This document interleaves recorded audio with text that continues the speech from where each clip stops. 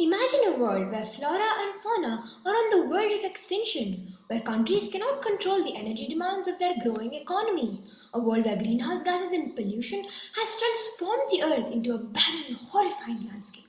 Well, the reality isn't far behind. Hello, I'm Trishna from grade 7 studying in the Samhita Academy, Bangalore. Maintaining a balance between biodiversity and energy is a rising crisis in today's world.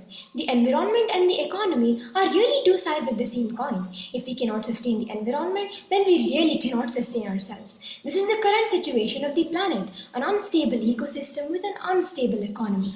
Around 35 billion tons of carbon dioxide are released into the atmosphere each year. Only 20% of the world relies on renewable energy due to the lack of its efficiency. Along with this, it is observed that around 30,000 species of flora and fauna per year, that is 3 per hour, are being driven to extinction due to habitat loss. Thus, it becomes crucial for us to rely on an energy source which is not only efficient and abundant but also one that does not pose as a threat to the ecosystem. However, this has not been achieved due to many challenges. One, the energy sources cause disastrous impacts on the global climate, like fossil fuels. The ozone layer has been depleting rapidly, and climate changes are clearly noticeable. Temperatures recently rising about 0.11 degrees Celsius per decade. This makes it very dangerous for us to rely on an energy source which would pollute the environment further.